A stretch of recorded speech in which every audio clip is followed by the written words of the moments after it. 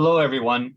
On behalf of the Counselors of Real Estate, it is a distinct privilege to welcome you to this session, What's Next for Real Estate and the Life Experience, Decoding the Economy, Mission Possible.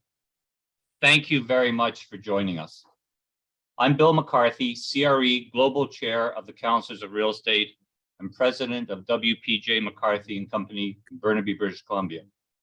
The Counselors of Real Estate is a distinguished international group of accomplished advisors solving the world's real estate challenges.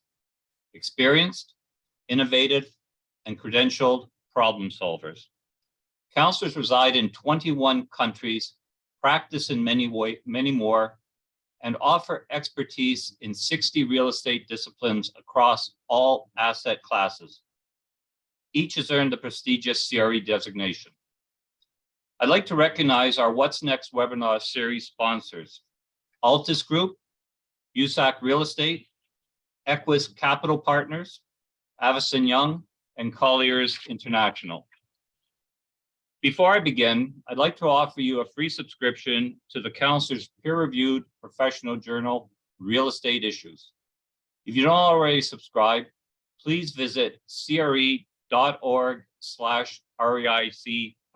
to do so. You're encouraged to utilize the Q&A feature should you wish to submit a question. Your participation is welcome and we'll answer as many questions as time allows. I'm privileged to introduce today's moderator, Dr. Hugh Kelly, CRE. Hugh is the chair of the Counselors Economic Advisory Council, an esteemed group of 9 American and European counselors with a stellar reputation for economic forecasting. In addition to the panelists you see with us today, we also have as members Doug Putas and Hans Rensen.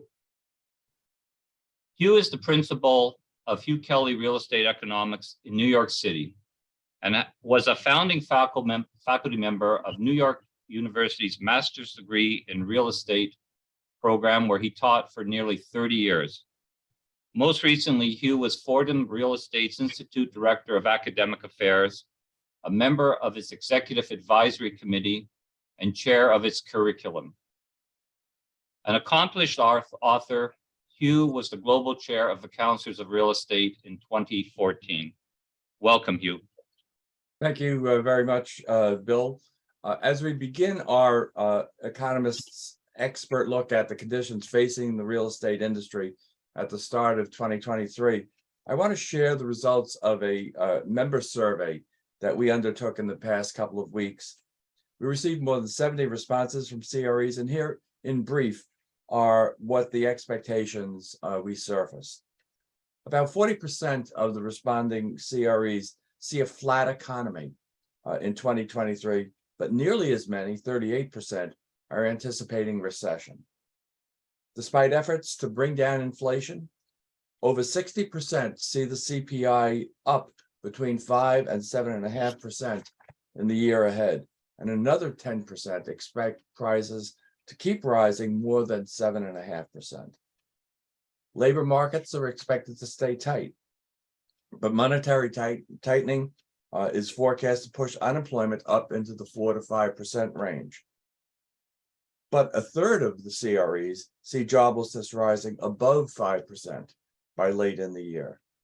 Part of the reason for that is that 40% of the respondents predict a net loss of jobs in 2023, while another 40% see subpar job growth, even if net change for the year is positive. Virtually no one thinks that the Fed is finished with raising interest rates. Many feel that the pace of increasing the Fed funds rate will slow, but over 20% see the Fed target rising above 5% before peaking. Some 55% of the respondents think that by the year end, we'll see the Fed funds settling in a rate between 4 and 5%. 62% of the respondents recommend that real estate investors just hold their positions this year, rather than systematically buying or selling. Although I will say that 13% believe this is a great year to go on a very long vacation.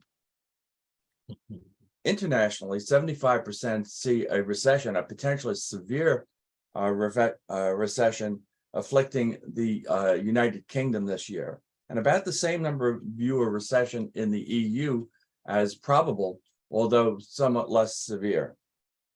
Even China could fall into recession, according to half our respondents. A caveat, though, about 10% of those responding to the survey simply said they just didn't know about what's likely to be going on in economies abroad. Good sign of humility, which we can all learn from. Southeast Asia, Japan, and the Middle East are viewed as having a higher likelihood of enjoying at least moderate growth in the coming year. But again, we see the respondents clicking the I don't know option 15 to 20% of the time. Interestingly, some 64% of the CREs feel that 2023 is a favorable year for international investors to place capital into US real estate markets. And though there was a closer difference of opinion, CREs also think that US capital providers may have an opportunity to invest abroad in the year ahead. So although no one has a crystal ball, all members of the CRE organization's economic advisory councils have deep and professional academic experience in all of these subjects. All are not just studying the issues, but work in a context where their organizations must act on those expectations. So I'm going to ask each of them to lead with a 3-minute commentary on a particular topic, while the other panelists are then able to react. Everyone on Zoom is invited to put questions, and Bill McCarthy will bring those thoughts into the conversation as time permits. So, quickly, Victor Calanog will lead us off. He's the chief real estate economist for Moody's Analytics, and he'll tackle the elephant in the room question: recession or no recession. Next, Inga Schwarz, the co-head of research at BNP Paribas Real Estate, will offer her perspective from across the Atlantic. Josh Harris, Vice President of Investment Strategy at Skanska USA, will undertake a look at whether or not we need any new development at this point. Jim Costello, the chief economist at MSCI Real Assets, will consider which changes in our industry, considered to be trends, have turned out just to be fads and unsustainable. Melissa Reagen, a managing director and portfolio manager at Nuveen Real Estate, will provide her views on the investment pecking order for property types.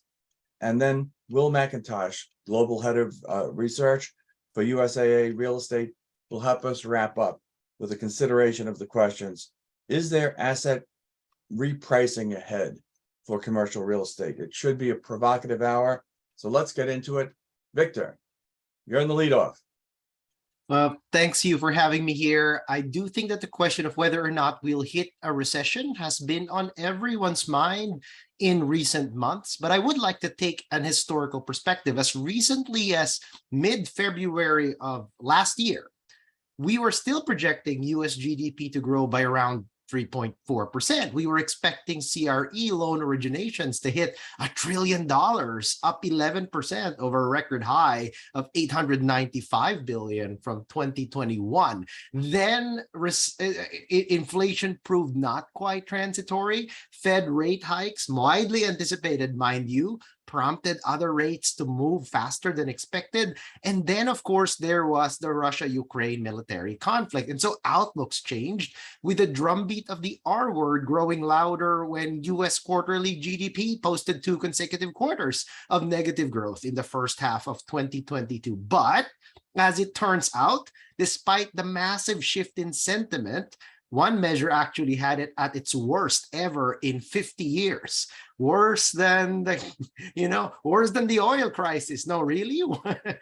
Let's see how that goes. That was as of June 2022. Well, guess what? We did not hit a recession in 2022, did we? Oh, there were massive ups and downs. Just look at our benchmark risk-free rate for a lot of CRE investments, the 10-year treasury, and wow, what a roller coaster ride. Since we're talking about forecasts here, it's useful to note that it's relatively easy to forecast stuff when variables are constantly going up, down, or flat. That economists have a fun term for it. Monotonically increasing or decreasing, or so on and so forth. What is harder to forecast is ups and downs without cyclical or seasonal components. So what is the current view for whether we will hit a recession this year for the US? Our baseline house view at Moody's Analytics is that we are still at a 50% probability for the next 12 months. Mind you, I will admit we are kind of an outlier. There are a lot of other forecasting outfits. Oh, and I can maybe see some of my other esteemed colleagues here itching to disagree, are a bit more pessimistic. Some place it at 70% probability. When we do take a more global view, I can't wait for what Inga Schwarz will be saying shortly about Europe. It's not that Moody's views the entire world with rose-colored glasses. We have other regions at higher risk of recession, the EU for one, and one very large landmass sitting between Europe and Asia that's already in one, thanks to their own policy choices. The IMF constantly revised its global growth prospects over the last few months, down to 1.7% for the world yesterday, as per the latest update. So there's a lot of concern for sure. And I think earnings season, which is upon us for banks, will be super indicative. But 2 points I'd like to share before I end real quick to kind of toe the company line. First, despite layoffs in the tech industry and the single-family mortgage lending market making the headlines, we have really yet to see the labor market really collapse. We haven't really had a recession without a systemic breakdown in the labor markets, measured specifically by that jobs number from the BLS released every first Friday of the month, lags notwithstanding. It was still pretty positive about a week ago. So until we see widespread layoffs across industries, I think we're holding off on our most dire of predictions. Well, that doesn't mean we shouldn't try to plan and anticipate trouble. And finally, let's just remember that a lot of us felt pretty down about last year, and we didn't run into a recession, did we? Jamie Dimon called it an incoming hurricane last May. A few days ago, he characterized it more like storm clouds. Those were literally the terms that he used.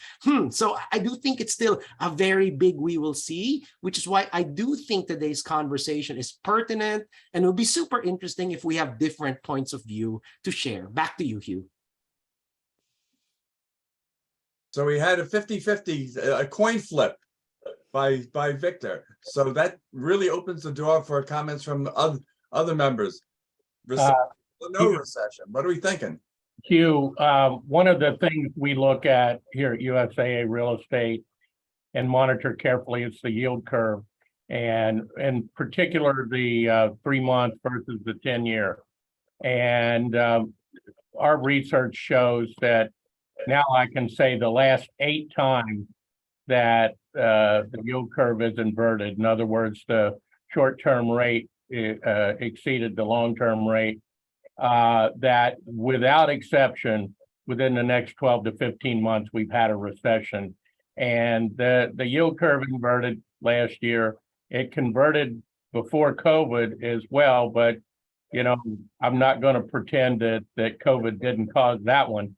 But I think this one it's indicating that 2023 could also present another recession. So, and it will just to clarify, economists have predicted 15 out of the last 9 recessions. Yeah, exactly. So, although in some sense, Will, the recession that if we do hit one that we're hitting now, it would be the one that people were expecting in 2019. Right. It's like, we had this distraction from COVID, but the 2019 recession was about withdrawing some of the support that had been in place since the financial crisis. And now we're doing that finally. We're withdrawing that excess liquidity, and the after effects of withdrawing from that medicine are expected by many folks to have some sort of slowdown in the economy from firms that were just fed by cheap debt.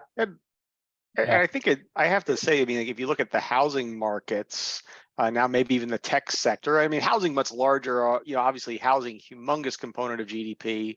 I just saw the latest at least forecast out of Atlanta Fed was like a negative 23 I think it was negative 20 point something, right? Who's counting at that point, prediction in their nowcast for the Q4. I mean, that is a housing slowdown in growth, recession, any way you slice it, if it persists, because it's been going on, I think, all of 22. Certainly the tech market and sort of the VC, so you can certainly find elements of the economy, maybe not correlate together. God knows, throw crypto into all that, right? I mean, there's a whole number of places where you can sort of point to the recessionary activity, to say the least. But I have to say that, I mean, I've been probably on the side of calling recession since, I mean, I thought after the Ukraine invasion, I thought it's a goner by the summer would be my own personal thought. So could this be the one that because there's such a weird, like, ex post growth surge from sort of, persistent or delayed demand vis-a-vis COVID restarts and stimulus as a result, could this sort of fill the hole? I mean, I don't know, but this is one of the more interesting, never have we had sort of unprecedented shutdowns, unprecedented amounts of fiscal and monetary support. Oh, and now let's throw a new global conflict in there, right? So I mean, I think to suggest that and not to pick on Victor or any of the fine people at Moody's, I subscribe both to Moody's as well as to MSCI, Real Analytics. So I've both my providers here, but I mean, nobody has a model that fits this data pattern. I just have to point that out. So I'm going to ask Inga to step in with her perspective from Europe. But while she's doing that, everybody think about this: recession and no recession. What are your companies going to do? As this uncertain economy moves forward. So Inga, I pass the baton to you. Well, thank you very much. First thing, if I talk about Europe, there's not really one Europe, it's two more or less. I talk about the EU most of the time because I'm German. The UK is following its own rules now since Brexit, so forgive me. For sure, we've seen the same pattern more or less in Europe. We had fairly strong economic growth coming out of COVID. We saw a very strong commercial investment volume. We saw a record Q1, and then came February 24th, and all of a sudden we had a war on the continent, and that was a thought that I think none of us had thought before. It was the first conflict really on the continent, and we had no idea how to, is Putin predictable or not? I mean, it put us all in a state of shock personally, and the markets in general. And then we saw what you guys saw. We saw rising inflation. We had to face, as Germans, that we are heavily dependent on Russian gas. That actually is a super threat, or was a super threat, to our export-driven economy with the strong manufacturing bias. How would we make it through winter? How would our economy hold up? How would the EU economy hold up? So there was a lot of uncertainty in the market. You can see it in the swap rates. The Fed started to raise its interest rates from March on. The ECB did the historical turn in July, and is this financing environment and this economic environment that for sure puts the real estate markets under pressure. We saw investment volumes decrease, but leasing markets were holding surprisingly well, and so did the economy, I have to say. As Victor said, we have not been yet into the recession, and in spring last year and over summer and into autumn, right, we thought that the recession, and it's agreed now that we're going into a technical recession the next couple of months, it was expected to be longer and more severe. Now the common agreement is, or perception is, that it's going to be shallow and shorter, and that the winter months are going to be decisive. It's going to be interesting to see how many more interest hikes we are to expect. But we think that, and we are convinced that the economy will gain momentum from spring on, that we've seen the peak of inflation by Q4 actually, past in 2022. So that inflation will remain high, but be lower than expected, that we see an end to the corridor of interest hikes, and that then financing is going to be easier and easier not only to secure, but calculations will be easier, and that will lead to more investment momentum in the second half of the year, probably also very strong. What we see already now is that there's a lot of investors coming back now who have not been able to participate in the market because the market was too tight. The yields were too low. And now, with the yields moving up, prime yields moving up, they're like, oh, we can come back and join the game again. So we don't expect the markets to hold, come to a standstill. There is no standstill, right? We don't see a lot of trophy deals for sure. The last big tower traded for around 800 million euros was back in summer. But we see a lot of equity players being active in the market. We see a lot of momentum in the size band of 25 to 50 million. So there is market movement, but we don't see the big tickets being traded now. So basically, yes, technical recession coming up in the next couple of months, but more economic growth in the second half. And then we can move on to ESG, working from home, return of retail and hotel. There's a lot to talk, and Melissa will touch some of the most important points, I think. Inga, one question I have for you there. You talked about you think inflation kind of tapering off. Energy costs and the rise in energy costs as the economy in the West reopened was a huge part of the surge in inflation early in 2022. I'm curious if anybody here has a perspective on this. My social media feed from all my friends in China has just been exploding in the last couple of weeks. For 1,000 days, China was effectively locked down and locked out of the global economy for many of these high income consumers in China. I was just in Texas, and some oil folk I was talking to there yesterday think that China being locked down suppressed global demand for oil by 2 million barrels per day. So is that going to drive another round of energy price driven inflation, or is all that baked into everybody's assumption on the future? And then the other thing that might drive energy costs and inflation is what happens in Europe with weather and all that. And none of us can predict the weather. So that's one thing, we don't have to talk about, but there's risks out there, I think, on energy. How have you folks been thinking about the risks of China reopening? I'd like to move that as a question to our institutional investors first, Melissa, and then Will. Melissa, what are you guys at Nuveen thinking about in those terms?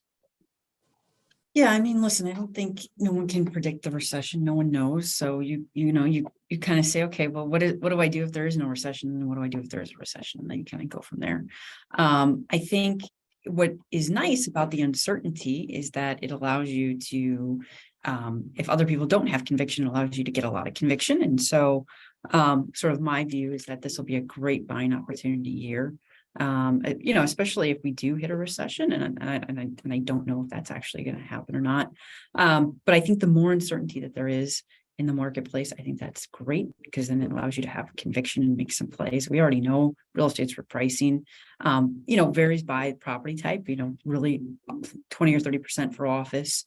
Although, there's not many trades, and, less so for something like single family rentals, but still, repricing is underway, and that will continue.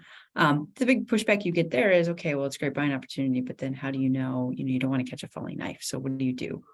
And so I think at that point, again, that really benefits you if you can have the conviction around, no, I can't predict the bottom, but I can certainly kind of dollar cost average into that bottom and create some really great vintage returns from that.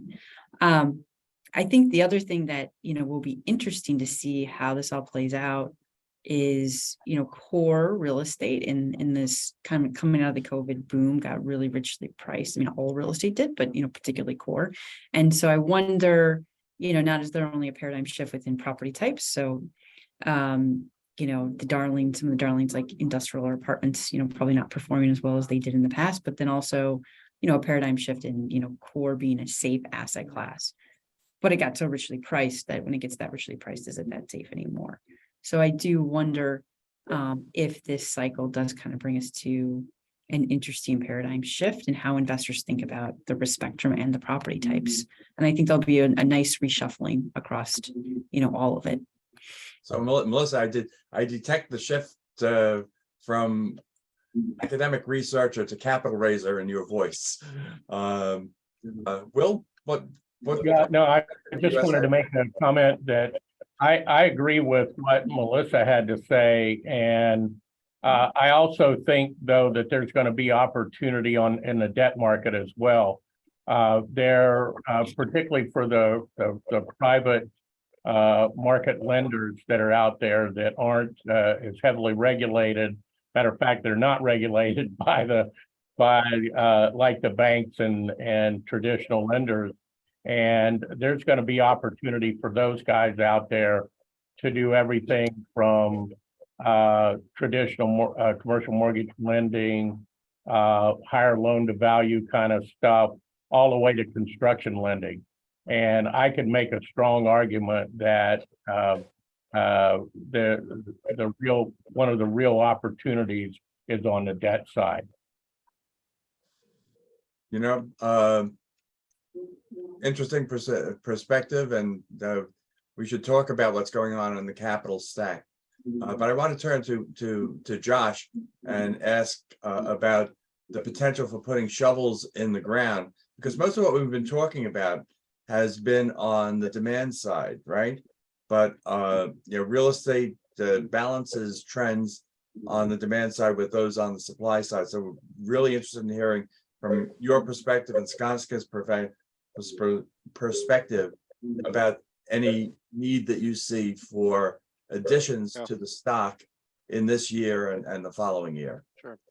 Well, Hugh, it's a great question. I think, anybody in the development business, if you sort of, by any measurement, at least to the extent that you can ever have objective measurements of what's easy versus hard. I mean, this business has only gotten harder, I think, over the past decade. And truly, after 2008, where, you always, at least you could say you had crazy amounts of capital and financing that would try all kinds of new development anywhere, sometimes without much restraint. We never really got back to that. In fact, one of those interesting sort of factoids that I always kind of, lean into with development, and this actually probably been sort of even motivated partially why I left New York University, like where Hugh was, and went into this world full time, was in that 2010s were one of the least supplied decades. Like if you actually look at our rate of new construction, this is like almost all asset classes, even apartments, which we had these. Who remembers the great freak out fear of, I think it was like 2017, then again 19, about massive oversupply of apartments? Do you guys all remember that? I remember that, and yeah, that didn't happen at all. And I think when you look at this, now granted, we only have great data on commercial real estate supply, like back to the 70s, kind of started an NCREIF type era. So we don't really have that many decades to compare, but we kind of walk around any major city and you can see it. So one of the biggest factors in the real estate markets that's sort of driving where development new supply activity will go is that you have a lot of aging functional obsolescence just kind of across the board, right? Period, full stop. And this is something, I'm based in New York City, although we don't, I should just go ahead and say, we don't develop a Skanska in New York City. We do construction here, but not active principal investment development work. But this town of New York, I mean, it's just really old. And, you're in every city, the weighted average age of the stock, certainly of office and increasingly apartments, is just getting pretty old. And the truth is, tenants, they like high quality. I mean, and, an office and residential tenants, I mean, quality drivers are very important. And I think, there's a huge debate about office stuff, which I think we probably have all had ad infinitum. I'm not going to go there, but, we see leasing in high quality assets. And I think I saw a JLL report that was showing that almost all the net absorption that did occur in 2021 occurred in buildings built after, I think it was 2016. Don't exactly cite me on it, but they have a great analysis on this. And I mean, we've seen it in our own leasing. So what does that mean? Well, residential, we can just go and say, I think there's near universal demand for more of it. So to the extent that developers can figure out financing, I think you'll see construction starts. To the extent that financing comes through, and so I almost defer the residential prediction to a capital markets prediction, because that's the answer to the question. But demand is there, and I think you'll see starts. We started, I mean, we internally financed, but we started one in Seattle in December, and we certainly are pursuing forward as because I mean, you can't, I mean, you have, the demand is there, so we will build where we can. Office, retail, industrial, and you can go with throwing in even more sectors. I think the big word that I'm going to throw out that I think is going to explain where you see development, where you don't, is bifurcation. I remember this becoming the watchword back after 08 with retail. I think bifurcation is going to kind of sit across everything. What I mean is that there is demand for very high quality space, and I think it'll perform pretty well. And I think if you're an institutional asset manager, right, I mean, your high quality space assets will probably perform well. You probably want to buy more. The older ones, when you start getting, and this is like, I know this is like everybody in New York is, when you lose tenants, is it costly? And so development's not easy because costs are going up. I will say on like the razor's edge of things we've talked about in the last like few weeks, a lot of our construction partners are saying things have flattened, and they're not saying they've tended down, but they've definitely have felt we hope we're at the peak, although you never know where you're on a roller coaster until you finally get off. But more positive than negative in the most recent reads. But still, this rising cost, while it hurts developers, I actually think on a true relative basis, it hurts existing owners of older assets worse, because CapEx goes up massively. And if certainly with office buildings where you have really expensive CapEx to re-tenant and leasing commissions and the like, OpEx is going up. And as a percentage, especially when you start throwing in ESG or any energy factors, OpEx goes up much higher. So I think you're going to see a lot more bifurcation, meaning you're going to see new development next to sometimes vacant buildings. And I think, I was at a meeting in New York, not just recently, of some other, foreign investor types. And, the watchword is, are we going to start seeing, and this was a little bit of a New York City centric concept, I should say, but, will we start seeing the return of like the zombie building, in the sense that like they lose a tenant, but nobody wants to invest into re-tenanting this office building because there may not be enough demand. Now we're talking about turning it back into multifamily. That's the newest thing for a lot of dense urbans.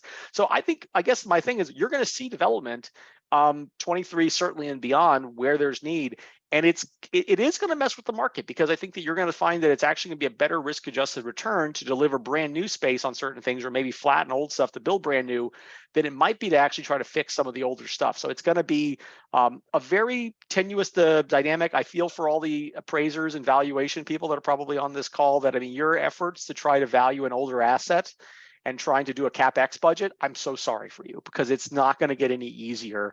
And I will tell you, the development industry, from what I can tell, we're not stopping. That I have not, be it Skanska, be it all of our competitors, because we know that tenants will lease brand new space, be it even in office markets. And that's something that has proven itself. It's been slowed down by some of the economic headwinds, I think, in the last 6 months. But I don't fundamentally see the demand for new dying off. So Hugh, I hope I confused everybody enough with that bifurcation.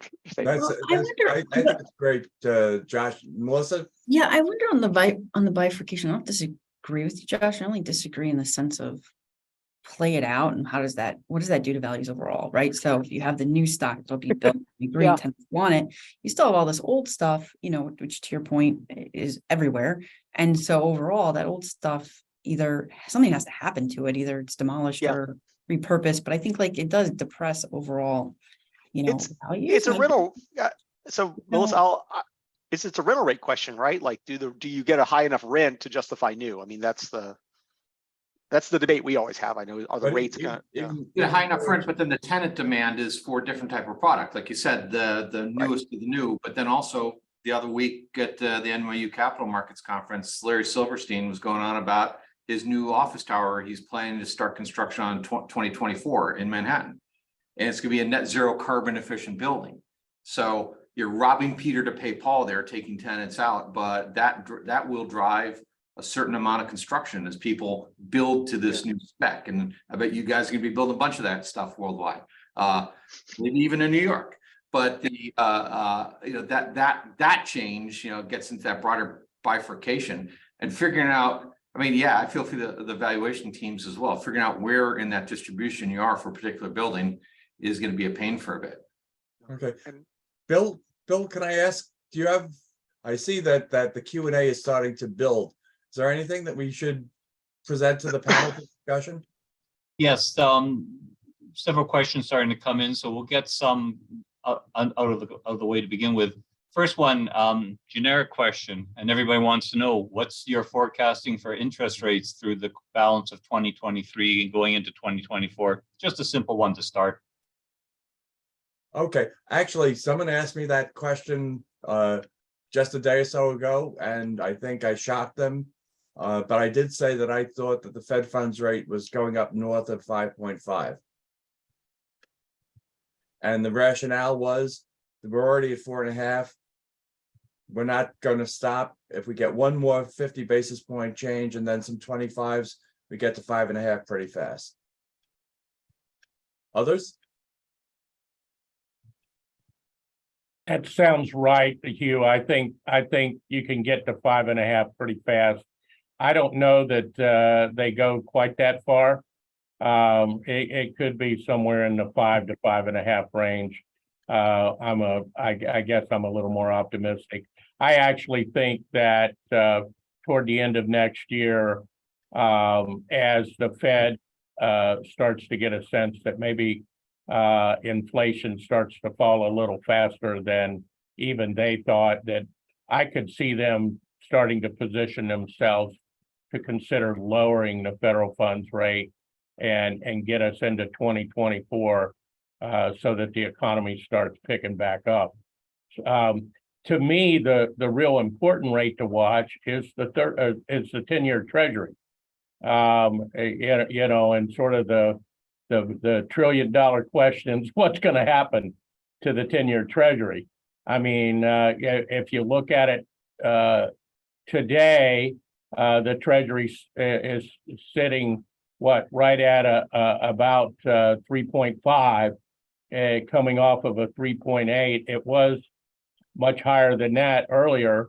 I actually think we're going to see a 10-year Treasury start dropping down to maybe 3.25 by the end of this year, and maybe as low as 3 next year. And you know, a lot of what we do involves pricing off of that 10-year. And so, to me, that's a much more interesting rate to work. Will, I'll go down to the 2 decimal places to the right and let you know that directionally we agree, and we're expecting 4.26% for the end of 2023 and 3.78% for the end of 2024. Wow. I don't have that off the top of my head. I just literally looked it up, but directionally we agree. Yep. So I want to throw a question to the various economists who spend much more time on, because thankfully one part of my job I don't have to do is interest rate forecast. But the question is there anybody taking or thinking there's some probability of more almost contrarian moves, in that because global recession, I've kind of learned somewhere, you know, recessions, people pile into bonds, long bonds, safety assets, etc. I think we can all maybe agree, maybe we won't, that the US is at least the best of the bunch compared to Europe and Asia for various reasons. But is there a chance we're back to that Goldilocks world where suddenly like the US bonds and even debt instruments across the board are just getting piled in with money in a flight to quality effect, so that maybe our 10-year, I'm not going to say it has a 2 on it, but like are we potentially, does a recessionary impact elsewhere while we still have some growth put our bonds and maybe a currency hedge effect? I mean, is that's happened? Is that, you know, I don't know if that's a return to normal, but have you guys modeled that, a probability on that? I mean, it's kind of you know, basically said the Fed doesn't matter kind of answer, I guess. Well, you know, if you look at it, you look at our bonds versus bonds in other parts of the world, you know, we have higher bond rates at the moment compared to other developed economies, and it's making investment in the United States, you know, too costly for some global CRE investors, because, you know, just the hedging costs are going to be higher because of all those changes right now. There's still some uncertainty around the US economy and about our ability to continue to pay off our debts. And we have a new Congress in place. It's not clear what's going to happen with budget discussions. One of the first things they're coming out with was a big announcement the other day about trying to abolish income tax. And, you know, is that possible? You know, there's some uncertainty that comes from that. Markets don't like uncertainty. You know, if you had a clear decision of one way or the other, and you're going to change, and here's the exact policy, you may not like the policy, but markets would like the predictability and the understanding of it. The last time we've had this kind of divided government with, you know, some chaos involved in it, it got ugly for, you know, talks about the budget and about debt ceilings. So, you know, that can impact things. But to the original question on the Fed, there's a lot of folks are talking like, oh, they'll start to ease, inflation starts to cool, they cut back.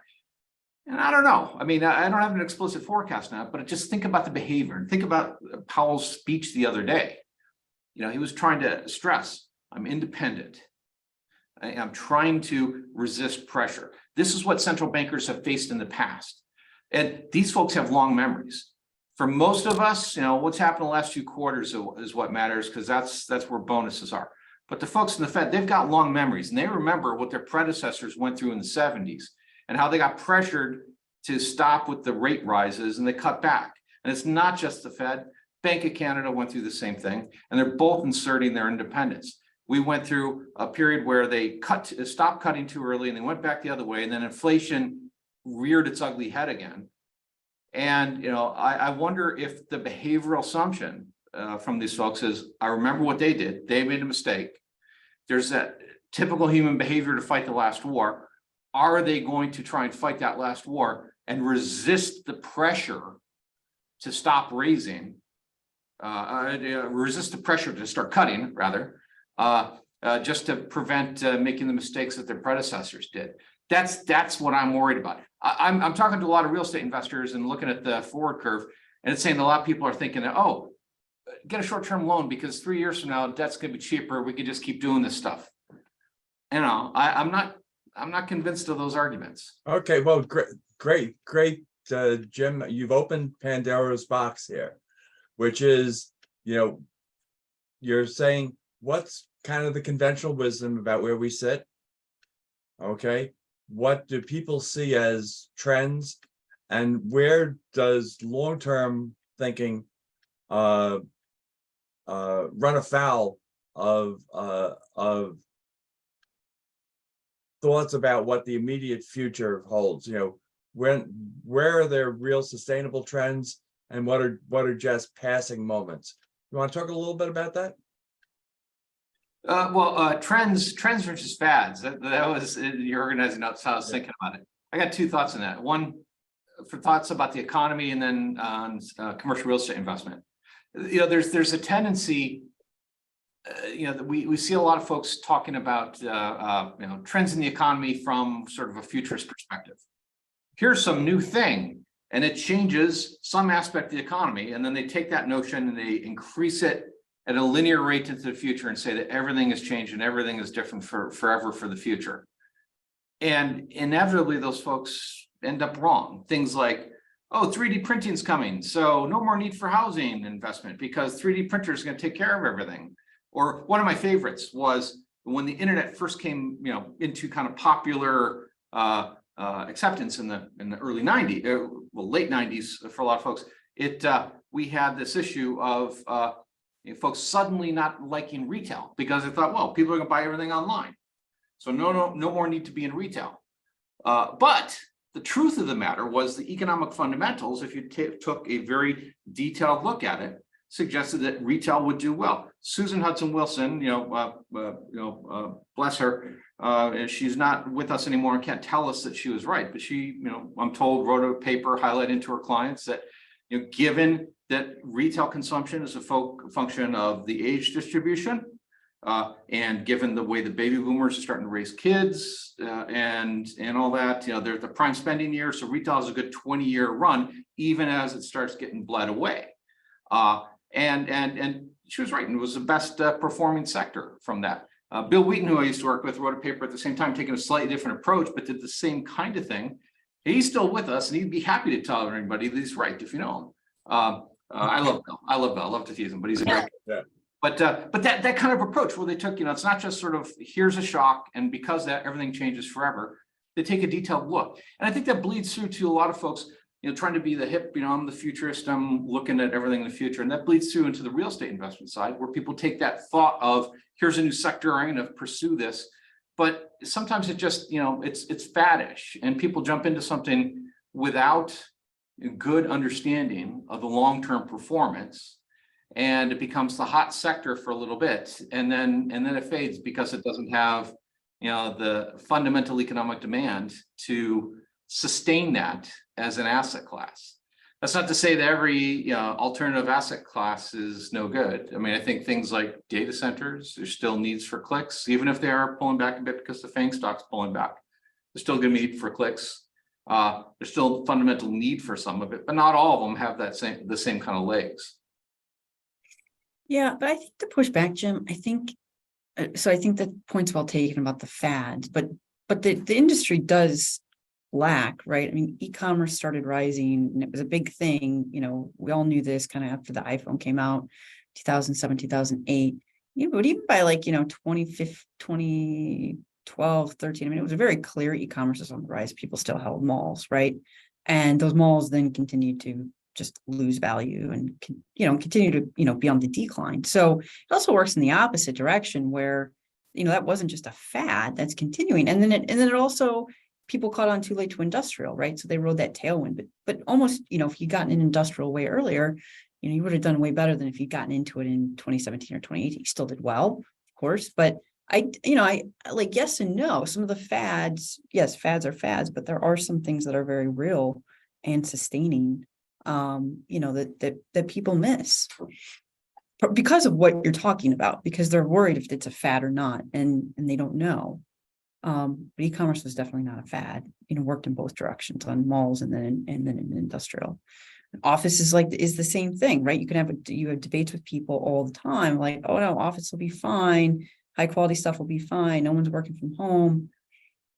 Okay, but if you're 5 years behind that and all your office values have gone down by 30%, you're 5 years behind that trend. You can't do anything about it now. So I do think there's a in between on that comment.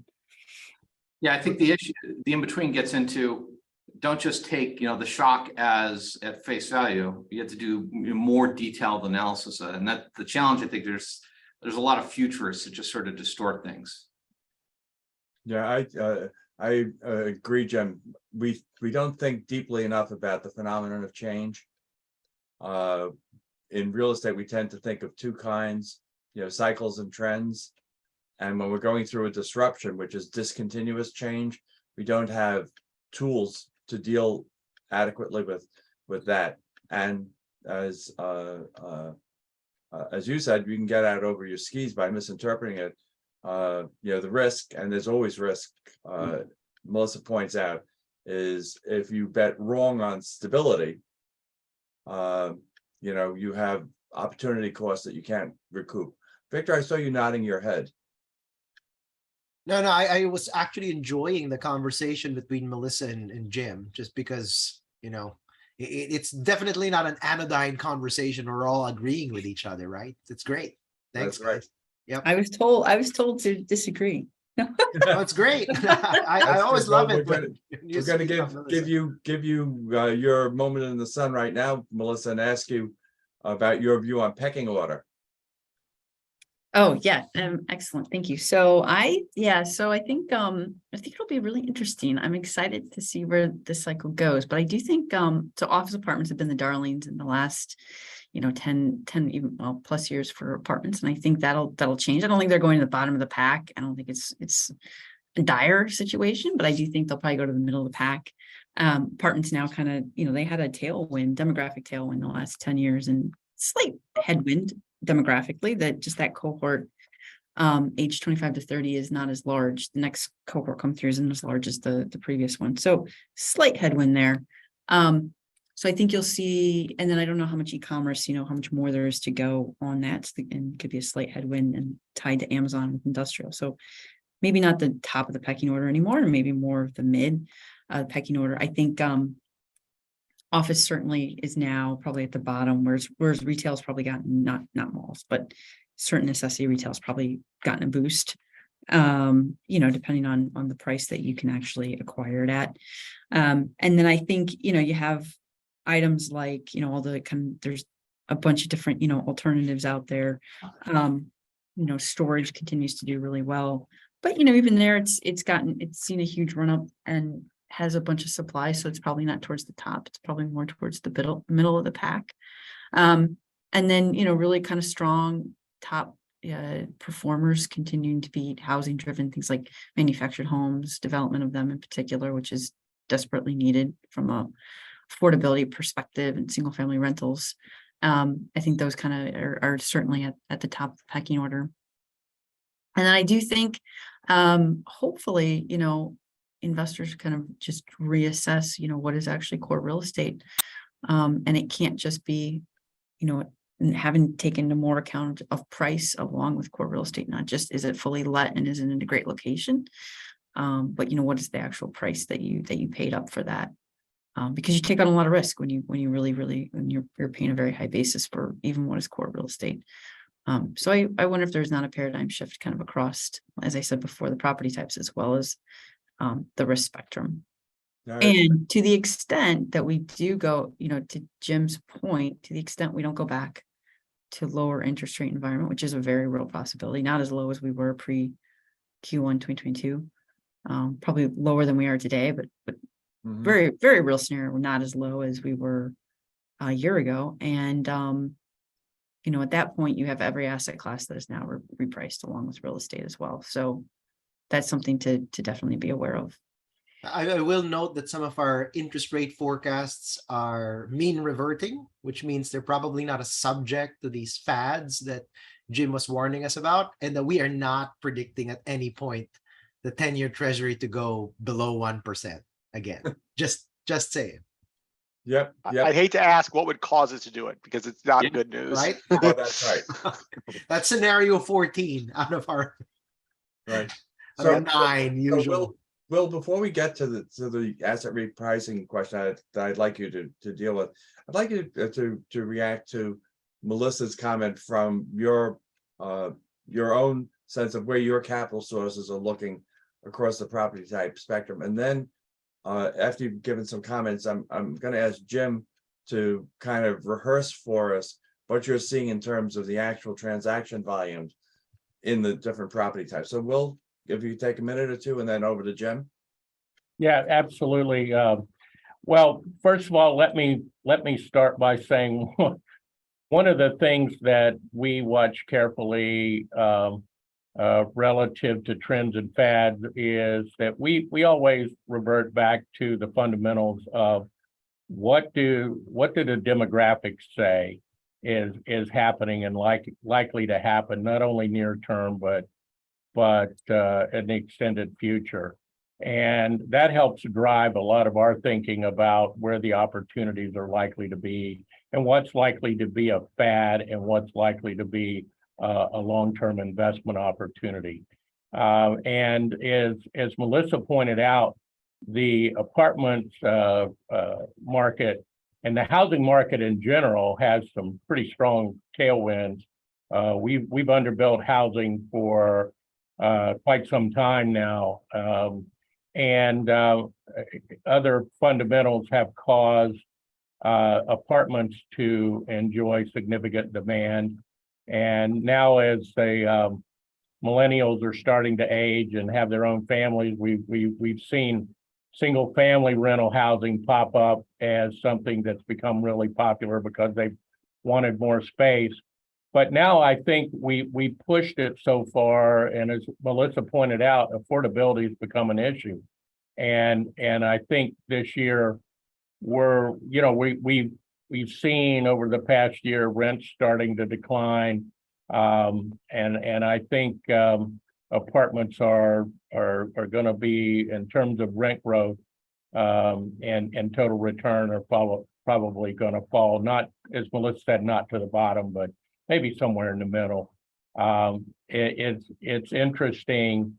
Some forecasters are saying that retail is going to be the top performer, not only next year, but over the next 2 or 3 years. Before I'm prepared to go down that path, I always want to make sure that we're bifurcating that retail market, because if there are 12 or 1300 malls, some of those older, not so well located malls are not going to make it. Maybe it's the necessity retail that's going to drive it. I don't know, but I'm still somewhat slow to get back on the retail bandwagon and go all in on it.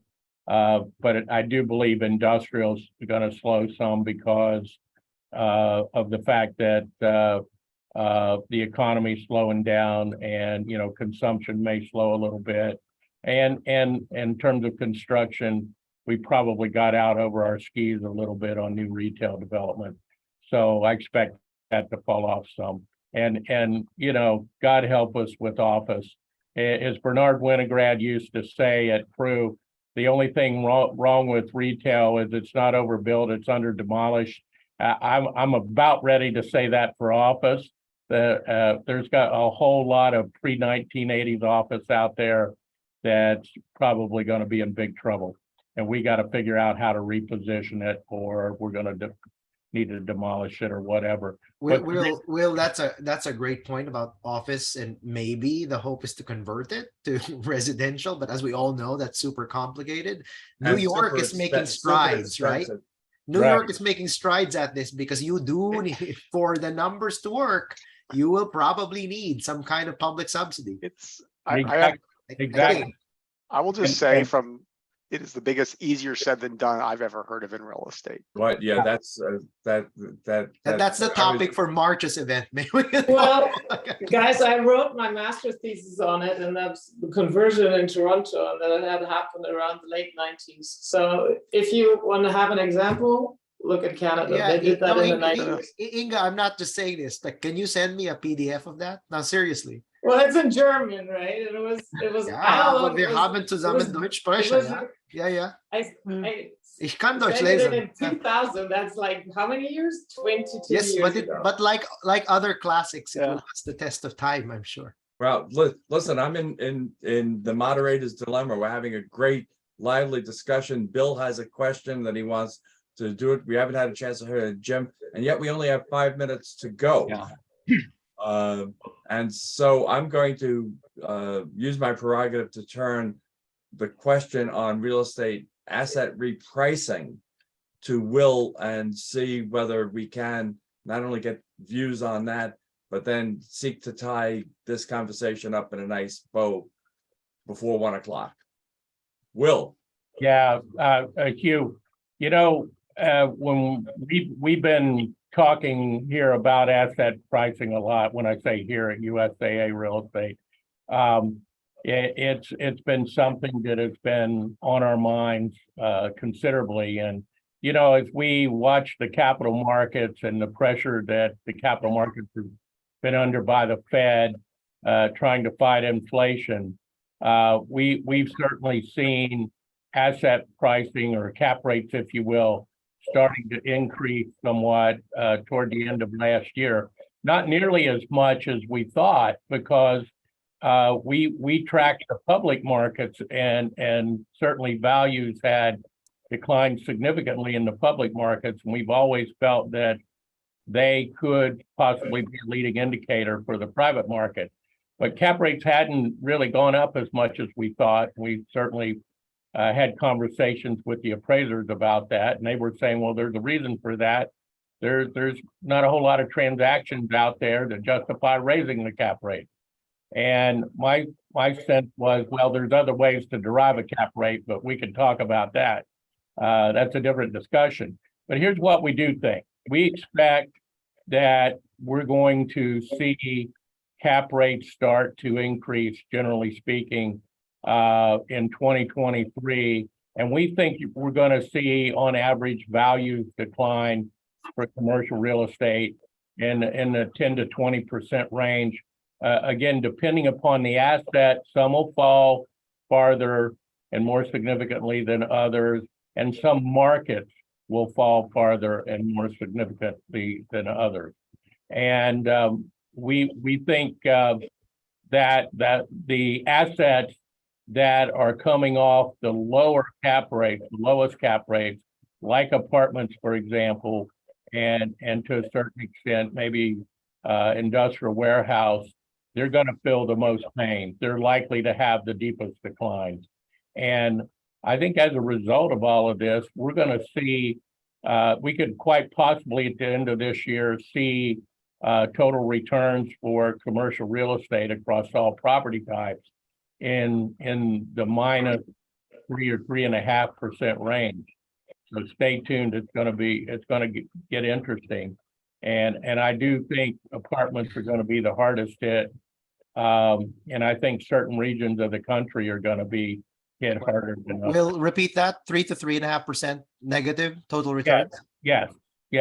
And That mostly from looks cap great rate? compared to my S&P Yeah. 500 Say, portfolio. Will, is that more from cap rate move versus sort of NOI degradation, or Yeah. how would?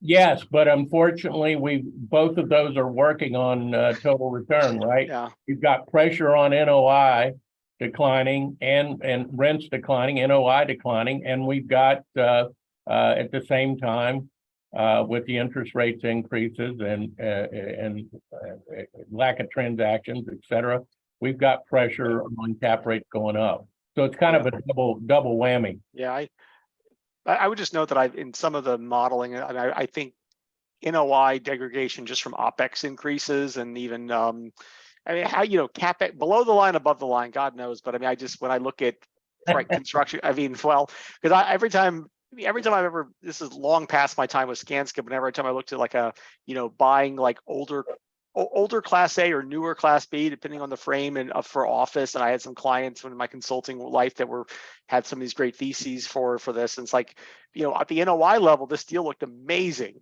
The minute you started throwing all the CapEx below the line, you try to do an IRR, cash on cash, actual cash on cash returns, an IRR on the actual deal. You're like, where did it all go? Well, leasing commissions and CapEx. So it's I think that's one of the that's got to shake out in value. And I don't know if that's an underappreciated value. Joshua, let me tell you right now, my daughter wants to apply to private school, and I'm going through the exact same. The tuition and then the NOI looks fine. But then when you look at all the subsequent expenses I don't know, of course I need to go to this exchange program in some other, oh my God. Yeah, exactly. Thank you for bringing that up, Josh. Yeah. So reality. I'll just let you guys know I have somehow been lured into writing a periodic column for the Appraisal Journal. And the one that I have going to press right now has to do with inflation. It talks about the impact of CapEx and OpEx on cash flow, but also the countervailing fact that we're underwater in terms of risk premium, given what the risk-free rate is. Hey, guys, the one thing I did want to mention, the whole hour has passed. None of us has mentioned COVID. I did. You did. That's right. Sorry, I wasn't listening. By the way, there are a few CREs I won't share right now that are still down with COVID, like literally right now. So it's still kind of out there, but it's kind of amazing that. So Bill, aside from Inga, it did not get brought up. No, but it's like COVID has passed. Like we don't talk about it in our reports anymore because change started not in China, during COVID but, and was accelerated now, and now it's a new world, right? What? Yeah, it's the late COVID world rather than the post-COVID world. Bill, you've been tremendously disciplined about not jumping in, but now you've got to do it because the clock has moved past 1 o'clock. Well, thank you, Hugh. And I think one thing, the counselors pride themselves on trying to be punctual. We try to keep these webinars to 1 hour, but if there's one group that we might make an exception going forward, it's when we have this stellar group in front of us. We entitled these programs, What's Next? And you can see by the number of questions we had posted and did not get to, everybody wants to pick your brains and know what's next. Just before we want to wrap up, there were several questions, and that's for a later date. But if you talk about stability of the markets and the role of the United States, a lot of interest about the U.S. debt ceiling, the national debt, and at one point in time, does the U.S. dollar lose its sheen as the reserve currency? So that's something to be factored in. And with regards to trends going forward, and it ties in actually, Victor, with the pandemic. A lot of interest about the densification, urbanization of downtown cores pre-COVID. And now is the trend to do hybrid work or just distance yourself from these urban cores and these office buildings a fad or a reality? I think that's something that's going to take a lot of focus going forward because the implications of hollowed out downtown cores is immense. But at this point in time, it's my great pleasure to thank Hugh, Will, Jim, Melissa, Josh, Victor, and Inga for sharing your wisdom and your time with us. Greatly, greatly appreciated. You each amplify the exceptional thought leadership for which counselors are known, and our economic panel is a force to be reckoned with. These on-demand recordings are available for most What's Next sessions. Today's presentation is just the first in an array of new and compelling webinars for 2023. We hope you'll join us for many more, so please stay tuned. Until then, on behalf of the Counselors of Real Estate and this panel, thank you for attending this session of What's Next for Real Estate and the Life Experience. We look forward to joining you again in the near future. And please go to our website to learn more about the counselors. So thank Okay. you all very much for being with us, and have a good rest of your day. Hey, Thank you. Bill, Thank you. Bill, before we close this, can I ask, can we get the unanswered questions in a document to be circulated to the panelists? And then people can take a shot ad lib at doing that, because I hate Yeah. I hate that attendees had questions and we didn't attend to them. We'll do that for sure, Hugh. We'll send it off to the group of you, and we'll probably even post some of the responses as well too. And again, we'll just have to give you more time in the future and have more of these sessions throughout the year. So consider that done. And thank you again for those who did submit the questions. They are all excellent. So with that, thank you and have a good day. Bye-bye. Bye-bye all. And thank you, panel.